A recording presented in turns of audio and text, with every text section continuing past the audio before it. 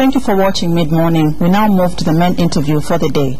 Now, on Tuesday, 20th January 2009 to be precise, the world saw the inauguration of the first African-American President, Barack Obama. Beth, political officer at the U.S. Embassy in Lusaka, reflects on this with Frank in this interview.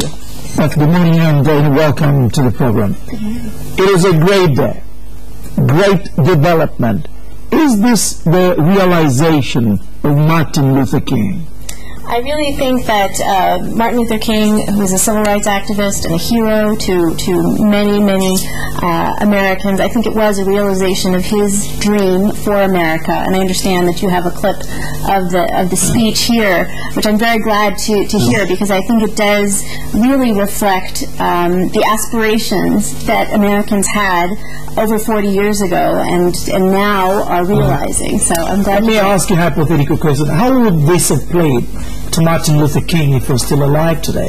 Oh, I think he would have been overjoyed. I think he really would have felt like his ambitions, his dreams, his vision for the United States had been realized.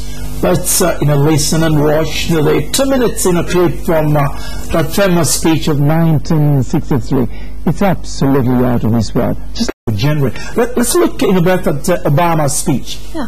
Obama's speech addressed a number of domestic and international challenges. How daunting are these challenges, and what do you see as the immediate priorities? Yeah, I think that the speech was very much of the times.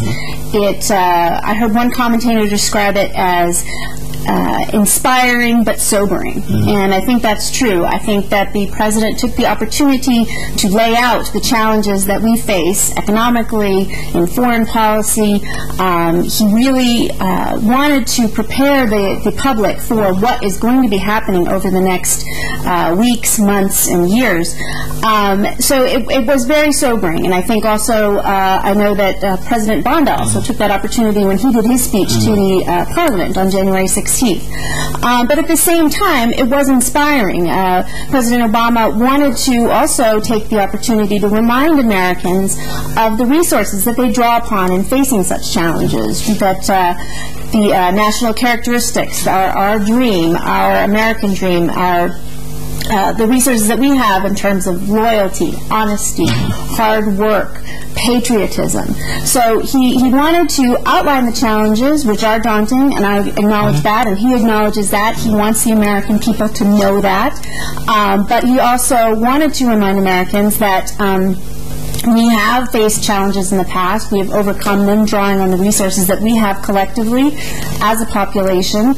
And so I think it was a speech that really captured the moment, that said, yes, we have these challenges, but we know that, and we will face them with the resources that we have, and we will overcome them. So I think it was a good speech. It is inspiring. The question is, can this inspiration be interpreted in successful overcome of all these challenges? Right. I mean, that's the big challenge. And I think that right now we face many unknowns. We don't know exactly how everything is going to play out. We don't have, the economic crisis is so complicated. It started with a credit crunch, but it's going throughout, it's going global, it's national. People are losing their homes, they're losing their jobs. So we don't know how it's going to play out, but I think that that's where the president wanted to say to people, we don't know exactly what's going to happen, but we do have these resources. We have inner resources. I can do things, the government can do things, but the American people are going to be called upon increasingly also to make sacrifices, and I know that you can do it. So he's shoring up a little bit. I remember Bill Clinton saying, it's the economy, stupid. It's come to haunt America and the rest of the world. Fortunately, Obama, assuming that the proposals can go through Congress, has come up with a stimulus package of over $800 billion. Yes. That includes 3 million jobs. Is this adequate enough to turn the economy around in the nearest future?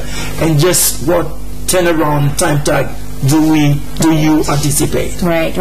Yes, we have this stimulus package going through Congress right now. We also, that, as you said, $850 billion. The numbers are staggering. We also will be having probably another financial bailout package that will be coming through that they're talking about potentially in the trillions of dollars. And these are going to be first steps. They're going to have to, the administration right now is monitoring how the first $700 billion that went to the Wall Street bailout, how that is having an effect. Where is it going and what is it doing? How is it mitigating the effects of the crisis? So there's going to be a bit of a feedback there, and I think that this is not something that's going to be measured in degrees. The turnaround is not going to be something that's measured in degrees over, or by leaps and bounds over the next couple of months. It's going to be measured in degrees. President Obama has said there are no quick fixes. There are no shortcuts. This is the worst economic depression that we've had since the Great Depression in the 1930s. We didn't come out of that quickly, and in terms of timeline for this one, it will not be quick either. It won't be us sitting at our desks at the end of 2009 and saying, wow, the economy turned around in March. No, it's going to be very much by degrees, a very slow process, because it is also global. It's not just America. It's spread around the world. So everybody is going to be joining in, and it's going